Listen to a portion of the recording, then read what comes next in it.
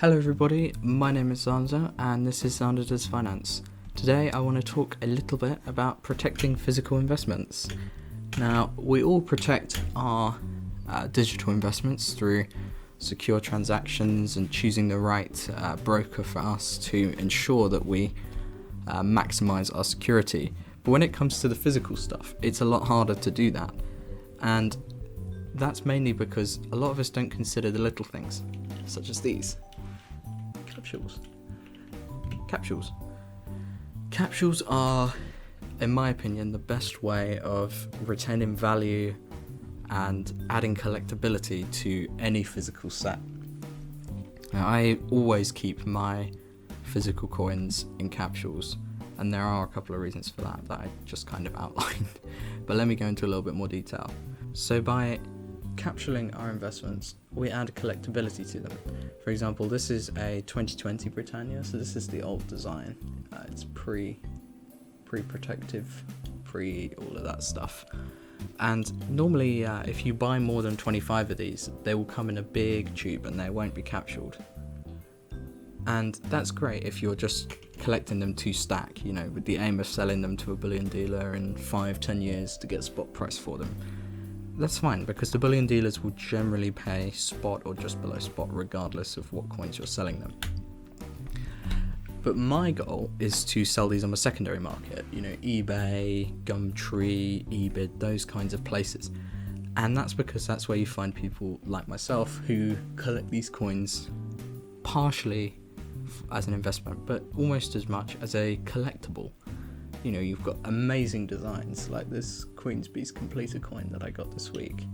Absolutely incredible, and in my opinion it would be an absolute waste to sell that to a dealer just to have them melt it down and scrap it, basically. So I always buy the new designs whenever they come out. Here's a James Bond, 1 ounce James Bond bar, and nearly always bars in particular will come in a sleeve like this. Now, I've kept this one in the sleeve because it's very hard to buy a capsule for a 250 gram bar because they're not really a thing outside of a few mints. Most of the time you get stuff that's measured in ounces. It's very easy to go on eBay and just search for a 10 ounce bar capsule rather than a 250 gram bar capsule. But by putting these in a capsule, I retain the uniqueness of the design and I make it more appealing to a buyer. A buyer, knowing this is protected, they know that this has been out of the air since I bought it. Apart from the brief moment that I transferred the bar from its original sleeve into the capsule, it's been secure for all that time. And that's going to add value. Let's look at, for example, this 10 ounce Britannia. And this would have come in a sleeve roughly the same size as the Bard & Co bar does. And that adds a little bit of bulk. Storing these in a monster box with a bar with the sleeves makes them a little bit more bulky. Actually having the case around it can in fact make it easier to stack. You could buy 10 of these capsules, have 100 ounces worth of the bars, and just stack them in a big tower. And because they're capsuled, it prevents scratching and all that other little stuff that can take away from the overall value when you sell. I always think that these 10 ounce Britannias are an extremely valuable investment. They were actually one of the first bars I really wanted to get my hands on just because of how immaculate they are and how pristine. And I think anyone who gets into silver should have, in my opinion, should start with a few of these simple Britannias because they're the cheapest form you can buy, and then move on to getting at least a couple of big sort of 10 ounce pieces like the Falcon and the Plantagenets and like Britannia. Not necessarily as a stack, but almost to diversify your silver portfolio. You add a little bit of extra interest to it. If I were to go to the shop and sell one of these Britannias, they're much less likely to fetch a high premium as, for example, the completed coin or one of these coat of arms. As you saw just then, when I dropped the coin, that might have caused a scratch if I didn't have the capsules. So that's another reason. I'm very heavy-handed, and that's not a deliberate thing. That's just how I've always been. If you ever see me handwrite, which Lord help you, I hope you never have to, It's abysmal, and I always want to stop myself from causing any damage to things that I've bought. And actually, a capsule saved one of these 10-ounce completers. I happen to have a spare capsule, but one of these, when I bought them, I think it's this one actually, let me just double check. Yeah, it was this one. I actually dropped it when I was showing one of my parents the coin, and I dropped it, and the capsule smashed, and I can maybe retrieve it. No, it's in the bin. That would have completely battered the coin had it not been in a protective capsule. And that for me was when I decided I wanted to make this video. Just saying, I really, really recommend using capsules, because you're going to get more for your product when you sell it. You're going to add that extra premium you can charge on a secondary market, and you're going to physically protect them from damage, which also retains their value. Something else I can also touch on is my collection of pocket change. Now these are my date runs, 50p's, and I've stored them in a little book like this. And I know that may sound confusing because, well, they're already circulated, you know, they've been battered and scuffed and everything already. But in my opinion, having them in a book like this makes them much more sellable. It also protects them from any further damage. You know, a circulated coin, you want to get as close to condition as you possibly can.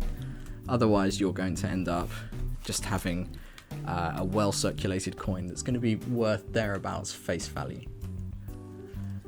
And that's why I went out and bought this monster.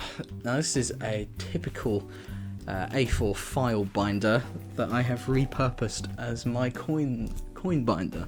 And in here I have my collection of 50p's.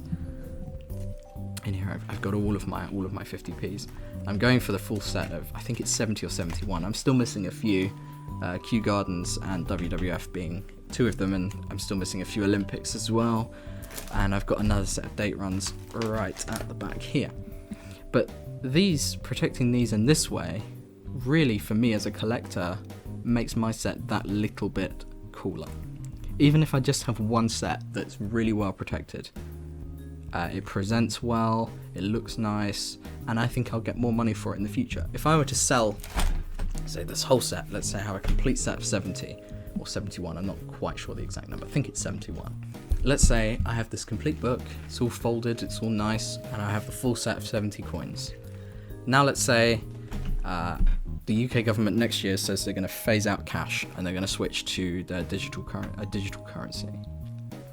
Let's even take it a step further and say that the UK government make their own cryptocurrency to replace the pound, and it's a pound pegged cryptocurrency or something like that. That's going to push the value of these up, and that's going to essentially make most 50p coins and £2 coins and even £1 coins above face value. So by having them in a set like this, it adds even more premium to that. So whereas, let's use an example, this Isaac Newton coin here might be worth, say, £1.50 or £2 normally, with the coin flip it might be worth £2.50 or £3. Then in the folder with another 20 coins that are just the same, that might be £20 or £30, and then with the whole binder and the whole set you can maybe get a couple of hundred or a few hundred for it. And I haven't paid anything over face value for these coins because I found them in my change. So simply by adding that extra little bit of protection, I have ensured that my investment is much more profitable. But yeah, that's really all I had to say today. To be honest, I just kind of had a bit of a moment the other day when I dropped that coin, and it made me think, wow, capsules really are important, at least for me.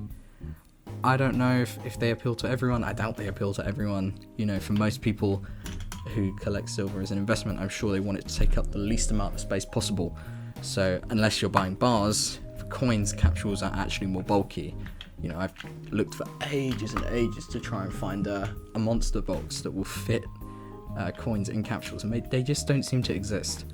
They're all designed for the coins themselves, and that is realistically where the line's going to be drawn.